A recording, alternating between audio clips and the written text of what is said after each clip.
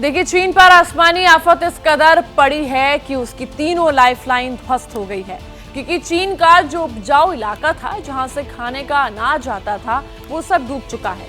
हालात ऐसे हैं कि आसमानी आफत के सामने चीन की रेड आर्मी बेदम हो गई है। चीन बर्बादी के ऐसे बम पर बैठा है जिसकी सुबह हो ही नहीं रही है।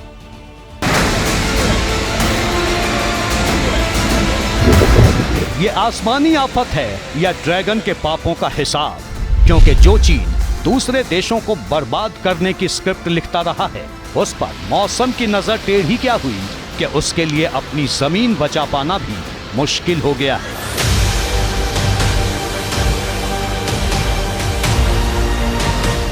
जहां देखिए विनाश और बर्बादी के सिवा कुछ भी नहीं। हालात इतने खराब हैं कि चीन का खजाना और अनाज दोनों खाली हो गया है। चीन मुसीबत के ऐसे चक्रव्यूह में फंसा है जहां से निकल पाना अब मुश्किल हो गया है, क्योंकि चीन जिस इंफ्रास्ट्रक्चर के दम पर दुनिया की दूसरी अर्थव्यवस्था बन गया था, वो पूरी तरह से तबाही के कगार पर है और अब जिनपिंग का सिंहासन भी डोलने लगा है। यह तस्वीर चीन के एक हाईवे की है, जहां एक गाड़ी तेज रफ्तार में आ रही है, लेकिन तभी हाईवे की जमीन दो हिस्सों में फट जाती है और कार चंद सेकंड में गड्ढे में समा जाती है।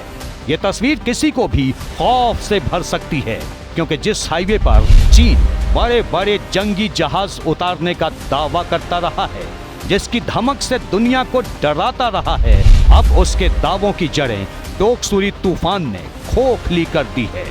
लेकिन ये चीन की बर्बादी का सिर्फ एक ट्रेलर है, क्योंकि अभी पूरी पिक्चर बाकी है।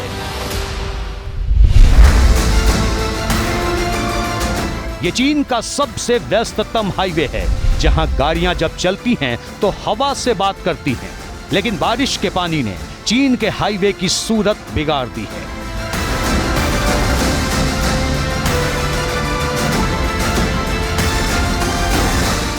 जहां इतना पानी भर जाता है कि रफ्तार भरने वाली चीन की सुपर कारें कागज की नाव की तरह तैरने लगती हैं।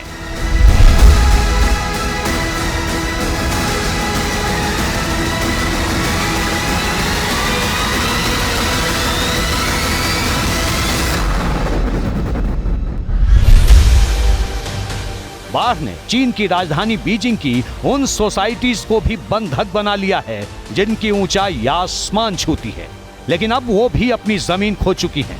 सोसाइटी के कई माले पानी में डूब गए हैं, कार की भी सिर्फ छत दिख रही है।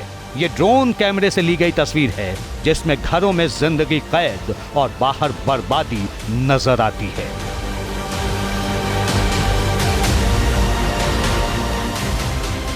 जिन ऊंचे इलाकों में बाढ़ का पानी उतर गया है, वहां बाढ़ ने अपने पीछे कैसे निशान छोड़े हैं उसे भी देख लीजिए, क्योंकि ये गाड़ियां बाढ़ के पानी में डूब गई थी, जो अब कबाड़ में तब्दील हो चुकी हैं।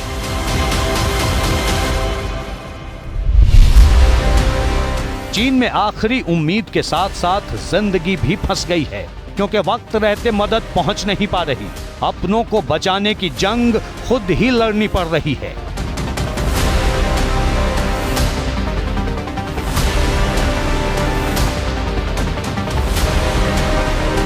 डोकसुरी तूफान ने चीन में ऐसा तांडव मचाया है, मानो पानी पर किसी ने बदहाली और बर्बादी की पेंटिंग बना दी हो, जिसमें सड़क के सिर्फ परछाई नजर आ रही है। चीन कुदरत की दोहरी मार झेल रहा है। पहले मई के महीने में सूखे और गर्मी ने जलाया, जिसके चलते चीन ज्यादा अनाज पैदा नहीं कर पाया, और जो अनाज हुआ था उसे बाढ़ का पानी अपने साथ बहा कर ले गया। हालात अब ऐसे हैं कि चीन के लिए खाने तक के लाले पड़ गए हैं। दरअसल चीन में सबसे ज्यादा खेती पूर्वी और उत्तरी हिस्से में होती है, क्योंकि यहीं की धरती सबसे ज्यादा उपजाऊ है। लेकिन इस वक्त ये पूरा इलाका पानी में डूबा है, जिससे चीन की तीनों लाइफलाइन ध्वस्त हो गई है। दरअसल चीन के 3 प्रांत ऐसे हैं जिन्हें कृषि की लाइफलाइन कहा जाता है। इनमें हेलोंगजियांग, जिलिन और लियोओनिंग शामिल हैं। लेकिन इस वक्त तीनों ही जल समाधि लिए हुए हैं। बाढ़ की वजह से चीन में उगाई जाने वाली तीनों मुख्य फसलें सोयाबीन, मक्का और चावल बर्बाद हो चुकी है। अब जिनपिंग के सामने मुश्किल ये है कि वो अपने नागरिकों के लिए अनाज कहां से मुहैया कराए, क्योंकि आमतौर पर पड़ोसी देश ऐसे वक्त में मदद कर देते हैं, पर चीन की जमीन कब्जाने की आदत की वजह से ज्यादातर देशों के साथ उसके संबंध खराब हैं। अब आलम यह है कि चीन में किसानों को अपनी जान जोखिम में डालकर बाढ़ के पानी में बर्बाद हो चुकी फसल से कुछ अनाज निकालकर अपना गुजारा करना पड़ रहा है।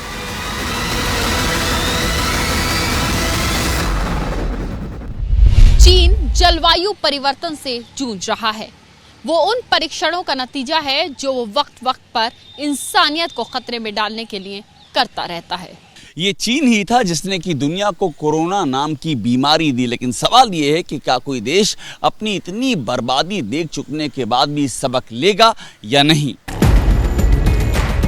चीन अपनी आवाम को बर्बादी की इंतहा तक ले जा सकता है, लेकिन सुधर नहीं सकता, और ये इसी का नतीजा है कि चीन बर्बादी के उस बारूद पर जा बैठा है जो कभी भी फट सकता है, क्योंकि चीन की इकोनॉमी पहले ही आईसीयू में पड़ी है, बेरोजगारी तक आसमान छू रही है, रियल एस्टेट मार्केट पहले से गहरे संकट में है, और वही सही कसर इस बाढ़ ने पूरी कर दी है। पत्रकारिता कोई इमोशन नहीं है, ना अपना कोई ज्ञान देना है और ना कोई विचार थोपना है। पत्रकारिता क्या है?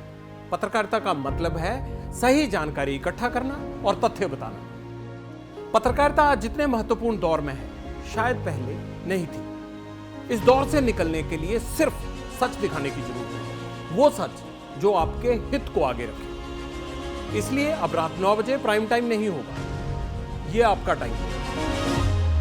जगविंदर पटियाल के साथ देखिए पब्लिक इंटरेस्ट 17 जुलाई से सोमवार से शुक्रवार रात 9 बजे सिर्फ एबीपी न्यूज पर।